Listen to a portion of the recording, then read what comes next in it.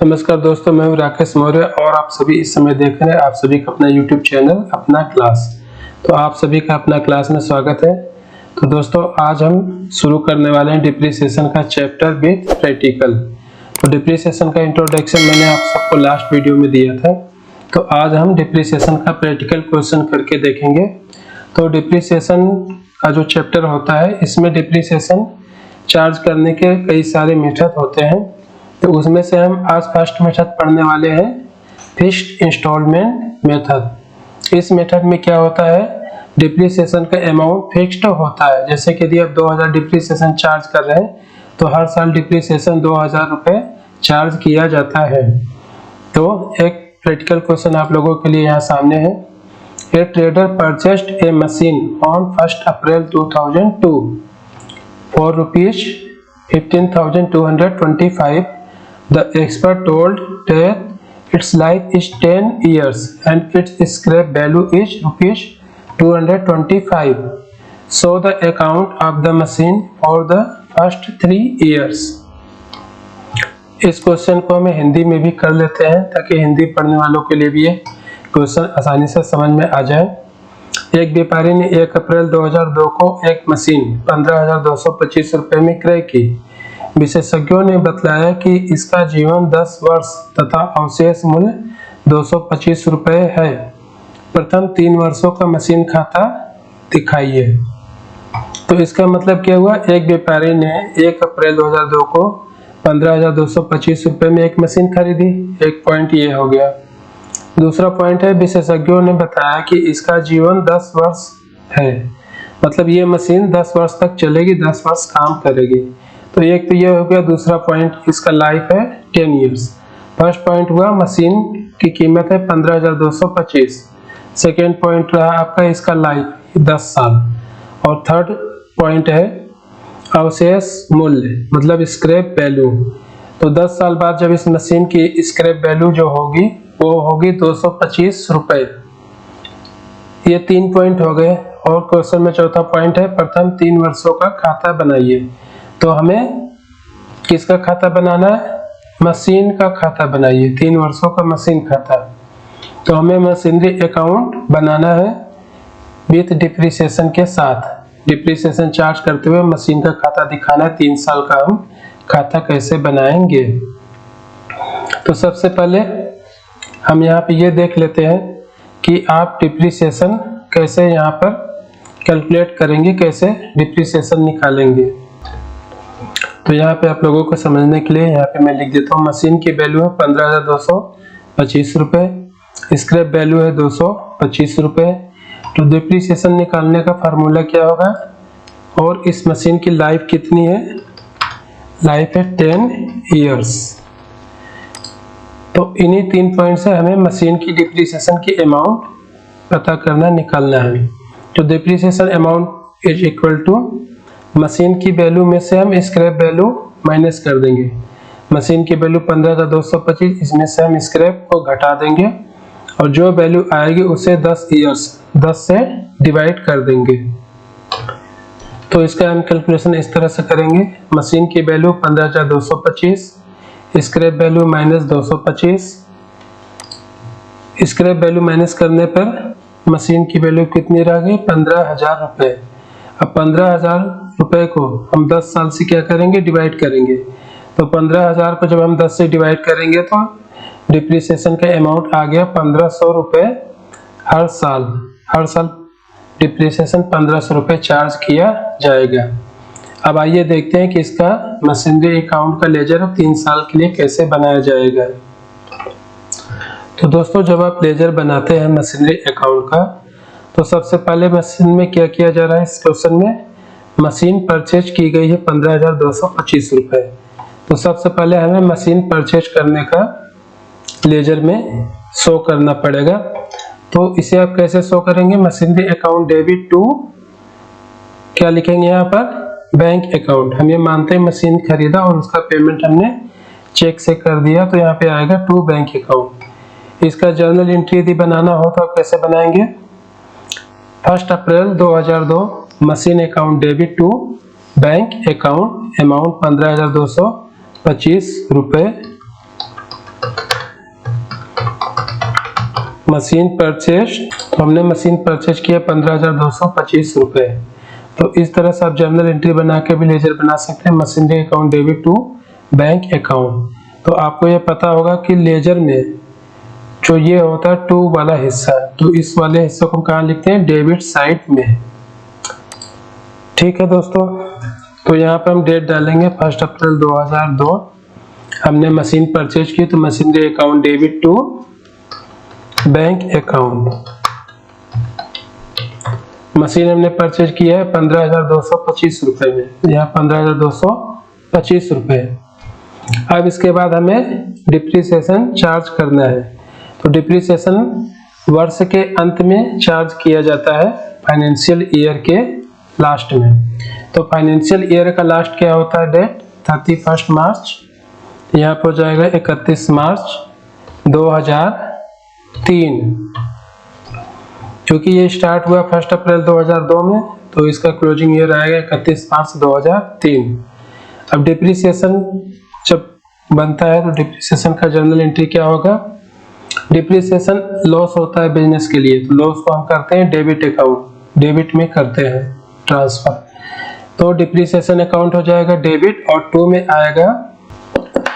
में आएगा क्या, मशीनरी अकाउंट।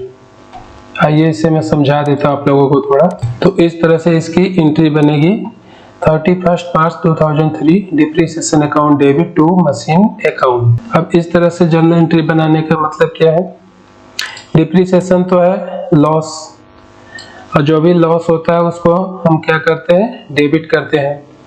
और जो वस्तु बिजनेस से बाहर जाती है उसको हम करते हैं क्रेडिट। तो यहाँ पे मशीनरी बाहर तो नहीं जा रही, बट 1500 रुपए के अमाउंट से मशीन की वैल्यू कम हो रही, तो मतलब कि 1500 रुपए की मशीन एक तरीके से आप देखिए तो बिजनेस से आउट हो गया, खत्म हो गया, तो ये बिजनेस से बाहर जा रहा है, तो इसे हम करेंगे टू मशीन अकाउंट। अब आप इसको लेजर में कैसे ट्रांसफर करेंगे, लेजर में कैसे लिखेंगे, मशीन का लेजर तो हमने खोल रखा है, बना रखा है, तो मशीन को तो हम लिखेंगे नहीं, इसके अपोजिट जो क्या है, डिप्रिसिएशन अकाउंट, इसी को हम लिखेंगे मशीन के लेजर में।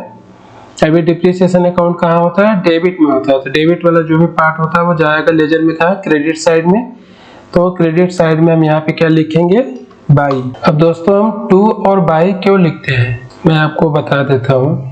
यहाँ पे हम लिखते हैं depreciation account debit to machine account. तो अब ये समझ जाते हैं यहाँ से कि जो हम क्रेडिट में लिखते हैं उसके लिए हम लगाते हैं टू, और जो डिप्रिसिएशन अकाउंट डेबिट होता है एक्चुअल में ये होता है बाई। यदि आप टैली में एंट्री करते होंगे तो आपको पता होगा, आप दो ऑप्शन आते हैं, डेबिट या क्रेडिट, या टू आप बाई का उपयोग कर सकते हैं।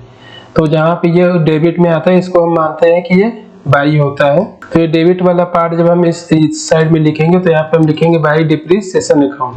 लेजर आप लोगों ने पिछले क्लास में पढ़ा होगा, तो आप लोगों को अच्छी तरह से पता होगा कि लेजर में डेबिट साइड में हम टू लिखते हैं और क्रेडिट साइड में बाई लिखते हैं। तो इसको डिटेल में न बताते हुए मैं इस पे फोकस करता हूँ, मशीनरी अकाउंट के लेजर पे। आप यहाँ पे लिखेंगे बाई डिप्रिसिएशन अकाउंट। अब डिप्रिसिएशन की अमाउंट है कितना, आप लोगों ने नीचे यहाँ पे कैलकुलेट किया था हमने, डिप्रिसिएशन के अमाउंट हर साल कटेगा 1500 रुपए। यहाँ पे हम अमाउंट डालेंगे 1500 रुपए। अब ये एक साल का लेजर पूरा हो गया, खरीदने की एंट्री कर ली, डिप्रिसिएशन की एंट्री कर ली हमने।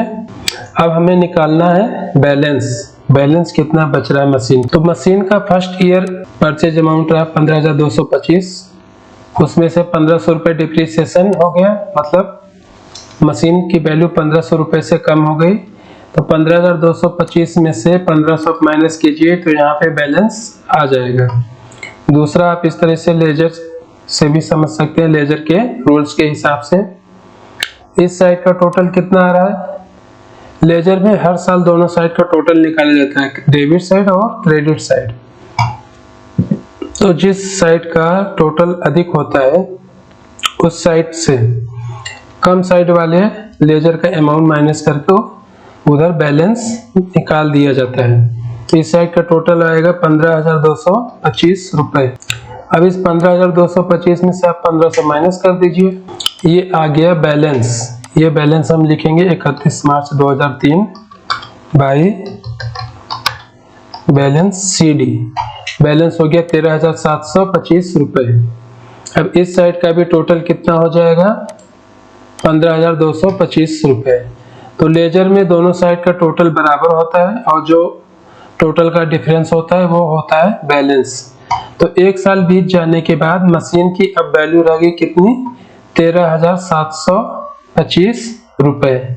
अब ये जो बैलेंस है 31 मार्च को, ये बैलेंस लेजर के नेक्स्ट ईयर में इस साइड आ जाएगा 13,725 और डेट हो जाएगा 1 अप्रैल 2003। अब यहाँ पे हम क्या लिखेंगे टू बैलेंस CD।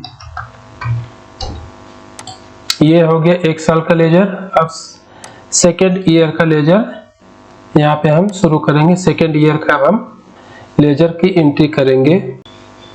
तो सेकेंड ईयर की क्लोजिंग में हम यहाँ पे डिप्रिसिएशन चार्ज करेंगे। डेट यहाँ पे डालेंगे 31 मार्च 2004।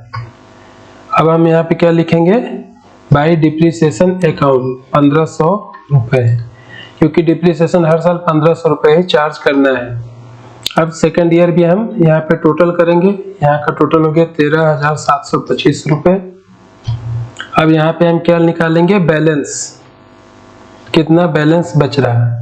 तो 13,725 में से 1500 रुपए आप माइनस कर दीजिए इस साइड का, 13,725 माइनस 1500 रुपए। अब सेकेंड ईयर की क्लोजिंग में बैलेंस कितना हो गया 12,225 रुपए। अब इस साइड का भी टोटल आप करेंगे तो 13,725 दोनों साइड का टोटल हो गया बराबर। अब तीसरे साल में हम क्या करेंगे, यहाँ पे लिखेंगे डेट 1 अप्रैल 2004 और यहाँ पे हम लिखेंगे टू बैलेंस CD। अब यहाँ पे बैलेंस है 12,225 रुपए, वो बैलेंस यहाँ पे आ जाएगा 12,225 रुपए। बैलेंस यहाँ पे हमने लिख दिया 12,225 रुपए। अब हम तीसरे साल डिप्रिसिएशन चार्ज करेंगे 31 मार्च 2005। तो यहाँ पे डिप्रिसिएशन हम चार्ज करेंगे कितना 1500 रुपए। अब तीसरे साल भी हम टोटल कर लेंगे। इस साइड का टोटल हो गया 12,225 रुपए और यहाँ पे हम लिखेंगे बैलेंस CD कितना आ रहा है। टोटल है 12,225 माइनस 1500 डिप्रिसिएशन आप घटा दीजिए। यहाँ पे बैलेंस आ गया 10,725 रुपए और इस साइड का भी टोटल हो गया बराबर 12,225। तो ये 3 साल का लेजर, 1 साल 2 साल 3 साल का लेजर हमने मेंटेन कर दिया, बना दिया। अब ये जो बैलेंस है 10,725 रुपए, ये चौथे साल के लिए यहाँ पे स्टार्टिंग अमाउंट आ जाएगा of machine 1 April 2005 to balance CD। तो जब भी आप क्वेश्चन को सॉल्व कीजिए 3 साल का लेजर बोलता था, 3 साल का लेजर बनाएंगे इस तरह से और चौथे साल के स्टार्टिंग में हम यहाँ पर बैलेंस लिख देंगे। क्यों लिख देंगे, क्योंकि यहाँ पे देखिए आप लिखा हुआ इसका मशीन का अनुमानित लाइफ कितना है 10 साल। अभी तो हमने लेजर बनाया 3 साल का ही, तो चौथे साल ये मशीन की जो वैल्यू है बैलेंस वैल्यू वो चौथे साल फॉरवर्ड होकर आ जाएगा ईयर के स्टार्टिंग में। दोस्तों आज हमने देखा फिक्स्ड इंस्टॉलमेंट सिस्टम में डिप्रिसिएशन का जो चार्ज किया जाता है मशीन पे, तो मशीनरी अकाउंट कैसे मेंटेन किया जाता है। तो नेक्स्ट क्वेश्चन में हम कुछ और पढ़ेंगे, डिप्रिसिएशन लेजर कैसे मेंटेन किया जाता है और डिप्रिसिएशन के दूसरे मेथड भी हम पढ़ेंगे। तो यदि आप लोगों को ये वीडियो अच्छा लगा हो, वीडियो पसंद आया तो प्लीज आप इसे लाइक कीजिए और सब्सक्राइब कर दीजिए अपने फ्रेंड्स के साथ। तो आज का वीडियो यहीं समाप्त करते हैं। नेक्स्ट वीडियो में मैं आप लोगों के लिए डिप्रिसिएशन का कुछ आगे का क्वेश्चन लेकर के आऊंगा।